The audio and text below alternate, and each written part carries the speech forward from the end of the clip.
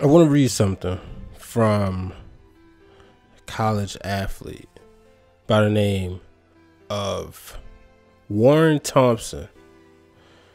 He plays football for Florida State University. Being a student athlete is difficult this time, and the proper leadership regarding these problems does not exist. During this entire week of camp, I have been lied to multiple times about the conditions of other players' health as well as mine. It has been shown to myself and the rest that our leadership is based off an I mentality, with them worried only about their future rather than their own athletes. I've been ridiculed about speaking up regarding this issue, and it needs to be addressed for myself to safely continue the season. I myself an introvert, meaning my days go from being at the football facilities and back home day by day. I've done my best to take the proper precautions for myself and my teammates to try and ensure a healthy environment during these radical times. I want to play for Florida State University and have a great season for myself and our supporters. The lies from our leaders have backed myself into a corner, putting my overall well-being in jeopardy. The neglect to respond to this issue is very concerning, and why I've drawn attention to it. I put 1,000% into this team and my own craft. I've got to prove to the world, and this problem is growing. I've got too much to prove to the world, and this problem is growing greater, potentially preventing that from happening because I've spoken up. Warren J., Florida State Seminoles. There's been a lot of conversation about whether or not college football should continue, whether the kids should play. And I say kids because usually that's what we refer to college students as. Let's be real. We usually call them kids. We usually say, oh, he's a good kid. He's in school. We're looking forward to him, what he will do when he gets to the league. I was watching. First, let me do a proper introduction, ladies and gentlemen. This is a new segment of Breaking Through the Glass Ceilings. It's called Uncomfortable Conversations. Breaking through the glass ceiling with uncomfortable conversations. This will feature me giving my opinion about things, trending topics. I will not say it will be scheduled. A lot of times it may be random. It will not conflict with the episodes that come out every Monday or Sunday, where I have my friends and colleagues showcase their stories. But I've been concerned the past couple of days, and I was like, I got to talk about this, because you are putting athletes, but more importantly, you're putting students at risk. Some colleges have decided to open up. Some colleges haven't. We're looking at this because COVID-19 has affected everybody differently. And it's true. You think about COVID-19, but it doesn't hit home until someone close to you is affected. We've seen lots of people on social media share that they lost loved ones. We've seen politicians taken out by this virus. But for some reason, people think it's a hoax or they're not taking it seriously. My opinion is college football should not continue. Now, when we did the Fab 5 episode, I did talk about I didn't think that sports should continue until we had the virus under control. The NBA found, and the NHL found a way to make it work. creating a bubble. With the bubble, players and employees of teams and networks would be in a secluded bubble, and they couldn't go out. And if they did, they had to quarantine, get tested. The NBA reported this week, the week of August 13th, that they did 372 tests, and none of them came back positive. So a lot of people are saying it's impossible to put football in a bubble. And that may be true. But even if it was possible, I don't think college football should be in a bubble. College is a place that you go to learn a specific skill so that you can use that skill in life. I went to college for television production. You do have football players who that's all they want to do. They just want to play football. We always preach, oh, you should have a backup plan. That what happens if the player gets hurt? Well, you're asking these players, ones who you telling they should have a backup plan, and in some cases can't even go to campus, but you're asking them to play football. I'm going to play this clip from Stephen A. Smith where he discusses them taking control as far as eventually getting paid. But if you're not going to have students on campus, let's say they go all virtual, for example, at a lot of these institutions, then the student athletes who show up, their employment status is enhanced. As a result, you don't get to call them amateurs. You don't get to rob them and screw them over like you've been doing for decades. Unionize. And to me, that's something that the NCAA is paying attention to right now. So in the end, what it comes down to is this. Mark Emmett, don't get me started with him. Paul, you've gone on him, gotten on him big time. You've excoriated him. He's deserved every bit of it, if not more. He comes across as inept and incompetent. The leadership with the NCAA, it's an absolute embarrassment. And as far as I'm concerned, why expose a student athlete to that? We talk about safety protocols and all of this other stuff. It's not good enough. In some instances, with pro leagues who are organized and are making money and are incentivized to do right by these guys. So imagine what college football is doing at this particular moment in time. It's a damn shame. It's an embarrassment. And as far as I'm concerned, the way for the NCAA, in terms of football, the NCAA period, to get its comeuppance, long overdue, by the way, is for the cancellation of the football season to take place so we never have to deal with these incompetent, amoral people again when it comes to the student athlete. I'm talking about. That was Stephen A. Smith, ESPN, First Take. And he's right. You want these people to play. I posted this on Twitter the other day that college football, folks, college football is an extracurricular activity. Football in general, all sports. And there has been this conversation for years about paying athletes in college sports. I understand, and I want to make sure I don't come off as insensitive.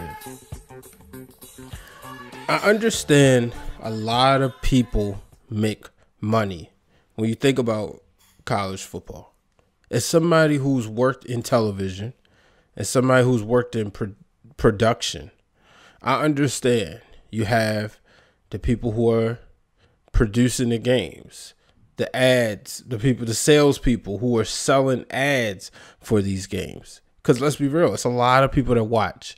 And if you know anything about television, you know that the ad dollars is what pays for things. So when there's a big game on, the national championship game, you would have to pay, let's just say $1 million for 30 minutes.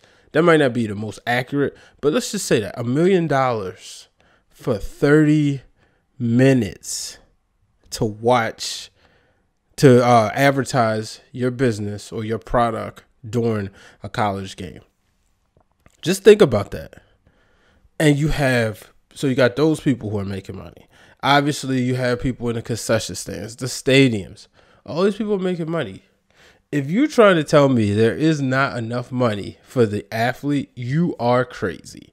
And I understand with college you have other sports such as track, such as tennis, such as baseball. But I think when you got these sports that's super publicized and you have all these people making all this money, yes, the athletes should get paid. And because they are not employees, they are not essential employees. No, they shouldn't be criticized for eligibility. They should regain other eligibility because after all, the pandemic is not their fault. It's not their fault that we are in the midst of a pandemic. It's not their fault that leadership couldn't be competent enough to make sure that we kept everybody safe. We've been going through this since March. You know, I was talking to my friends, January was when it was first reported about the coronavirus and cases. But we've been going through this since March, folks.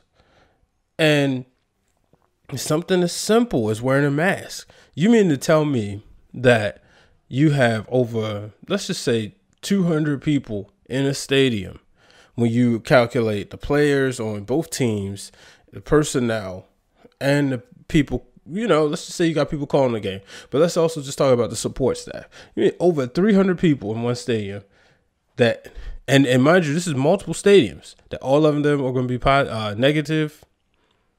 Because if you go back and you just take a look at Major League Baseball, they haven't got it right. The St. Louis Cardinals, I think, only played 5 games. The Miami Marlins had to take a week off because, and then you're talking about grown men who know what's at stake, who are getting paid to do a job, but still, who knows what they're doing, but they're getting the virus. Maybe they're not wearing their mask. And let's be real, and if we can be honest, wearing a mask isn't 100%, but it's about 95%. Because if you still wear, depending on the type of mask you wear, you still put particles in the air, and you know it can get on somebody's skin, so forth. So you have to make sure that what you're doing, you have to protect yourself. But wearing a mask limits the spread. It limits the spread. But there are people out there who have still got the virus with the mask on. So that's what I'm saying. We don't need college football right now. We are getting the NBA. That's cool, but they found a way to do it safely. Therefore, people can still have their jobs. If this would have been prevented, if everything would have been shut down so we could focus on those patients who were in the hospital with the virus, plus focus on research, we would have been over this. This would have been over a long time ago, quite frankly. But no, people didn't believe that the virus was real. And a lot of times, people don't want to believe it's real until it hits home. And that's so unfortunate. That's how we're built here on the United States. We don't believe something. And because of that, you have so many people affected. You have so many people infected. I know quite a few people, unfortunately, who had the virus. I know people who lost family members to the virus. It's not fun. It's not fun at all. And it's so unfortunate that people don't take it seriously, that people say it's a hoax, that you have the so-called leader of the country calling it the Chinese virus. If he would have just told people to put a mask on, all this could have been spread. He could have made more money. He could have just said, hey, he could have had a Make America Great mask and people would have wore it and they would have bought into it. Just think about that. So I go back to college football. I've been on pay the players. I've been on that bandwagon. But I think a lot of these people who are saying, oh, they need to play, aren't thinking. And quite frankly, same with the players. But I'm going to be real with you. A lot of these 18, 19-year-olds, they think they're invisible anyway. These are the same people who go out there and party every night because they are younger. They feel like they're invincible. Some of them are some of the same people who aren't held accountable. Not all of them. Let me make sure I say that. Not all of them, because there are some good college football players. But in this age group, that's the age group where you do a lot of stupid stuff. 18-year-old, 19-year-old Brian H. probably would have said, oh, we could play. It's fine. And you see the younger people are getting affected by this virus. But these are the same people, you having these issues. And you mean to tell me that I can't go to class? And you also see you heard from an athlete from Florida State. Warren J said it himself. They have been lying to him. They've been lying. So how are we supposed to trust? And these are the people that parents have entrusted their children with. And they prey on these athletes. And a lot of these athletes are black. Let's be real. Sure, you have Trevor Lawrence saying, we want to play. You have a lot of people saying, we want to play. Let's play. No, not until you can find a cure for this virus or way to control it. Because even if I don't even agree. Now, the NFL, it's a different ballgame. I see, okay, again, that's a job. That's what they're getting paid to do, right? So putting them in a bubble, sure. I know the WWE got a lot of heat. My issue with WWE was, looking back at it, you let people go back and forth. The NBA did it right. NHL did it right. Put them in a bubble. That's simple. Or maybe not that simple, but And they say it's harder to do football in a bubble. Yeah, because you want to play a few games you got 16 teams, you can only play 2 games, 3 games, whatever. So it's easy to do things with the court with basketball. So you can't put football in the bubble, but if you could, yes, it should go for the NFL, but not college football. They're there to earn a degree, to get an education. That is the end goal. I know if I had a child playing, that's what I would want him to do. If he was playing football, I would want him to focus on that education. Sure, I want him to be the best, but I was always taught grades come first. Because at the end of the day, we don't know what's going to happen.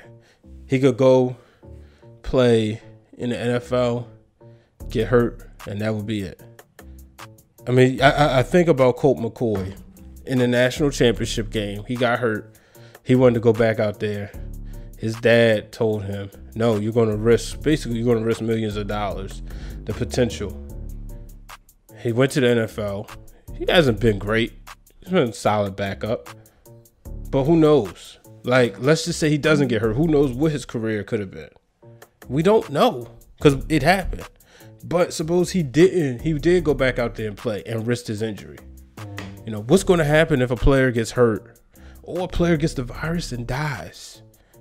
Because the virus hits everybody differently, folks. It hits everybody differently. So what's going to happen if a player gets the virus and dies? Who's going to cover those expenses? How do you explain that to a mother, a father, an aunt, an uncle, a grandmother, a grandfather, a cousin, a brother, or a sister? How do you explain that to them? We've seen a few cases of neglect on college campuses. We saw it in Maryland. The player died. Straight neglect from the coaches. I ain't root for Maryland for a few years. They're under new leadership. I'm not gonna say I'm a diehard Terps fan, but I was root for them. But when you think about that, I'm entrusting you with my child. You're the adult. You're the more mature adult. You're the coach. I need you to tell him, hey, get off the field. It's not time. I need you sometimes, and people may say, no, bottom line is these coaches come and sit in their living rooms. What's going to happen? God forbid, if one of the, so the SEC, I believe they're trying to figure out recruit conference, right? So far, the Big 12, it looks like they're going to play. The Big 10 is postponing sports, hoping to play in the spring. Pac-12, they've not playing. But the SEC and the ACC, God forbid what happens if Dabo Swinney or Nick Saban get the coronavirus. Then what? These are some of your iconic college coaches, championship college coaches. What would the NCAA do if one of these guys gets it? And quite frankly, it's so, these people are putting they're living off of these kids' names. Free labor. Bill Rhoden wrote a book years ago called, I believe it's called $50 Million Slaves. I'm going to look it up because I want to make sure. $40 million slaves. $40 million slaves. These college athletes, it's free labor. And like I said, I understand this is a job for other people. This is a job for this is a job for the coaches, the production people, the trainers. I bring up my guy Eric Robinson. Follow him at _Eric with ERIC_Robinson.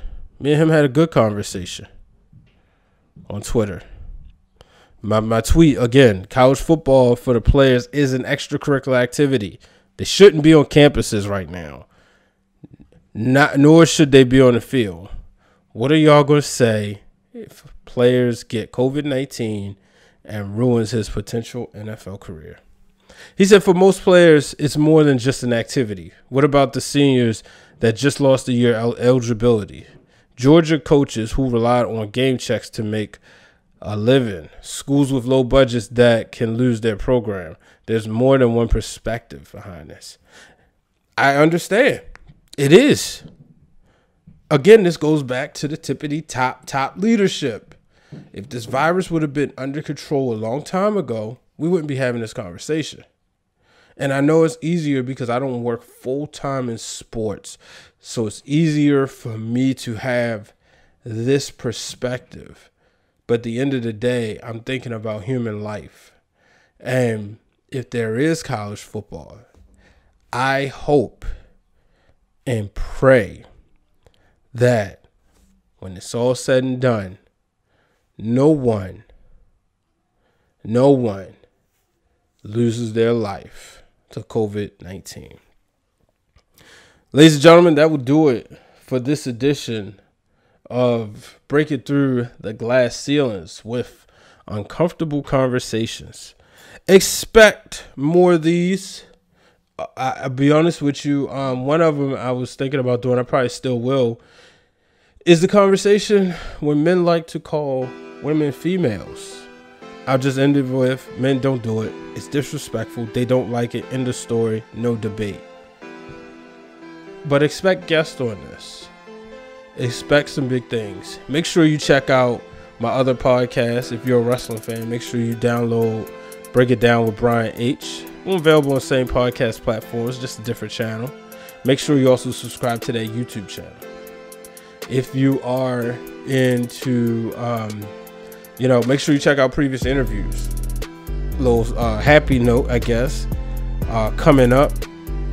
And just some names as I pull them up on my computer. Actually, I know them by heart. Some names that I have coming on. So this weekend, I have my brother Quincy Young coming on the podcast.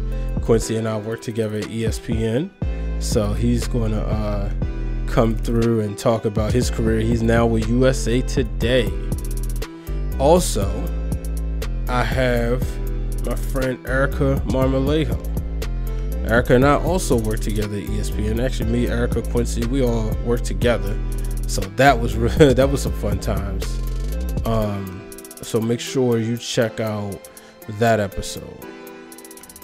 Afterwards, I have some other names coming up. Chanapa. She's somebody I work with at Johns Hopkins. She recently left. Keisha Swafford, somebody I recently connected with on social media. Patricia Barnes. Patricia and I worked together at Johns Hopkins in the nutrition department well over 10 years ago. Matter of fact, it was about 14 years ago, 14 years ago. So both of us have gone on, and we're in different levels of medicine now. She's a nurse, so make sure you check that out. Kyle Andrews. Kyle, my brother, played, he was one of my last recruits when I worked for Fox Sports 1340. He now writes for the Baltimore Sun, had an incredible story as he just beat cancer. Praise God Almighty.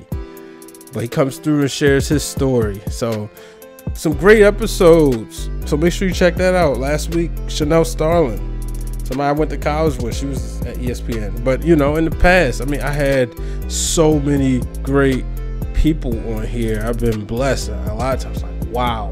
I just think about the wealth of knowledge that I've been able to gain from my friends doing this show. So, ladies and gentlemen, that will do it. Remember, don't let anybody set up a glass you can't break through. And keep having those uncomfortable conversations. A lot of people have been uncomfortable for so long in order to keep other people comfortable. Well, it's time to flip the switch. So long, everybody. This podcast is brought to you by B. Waters Productions. It is produced and edited by myself, Brian H. Waters, with the music brought to you by Hypnosis. You can find Hypnosis on Instagram at hypno_beats.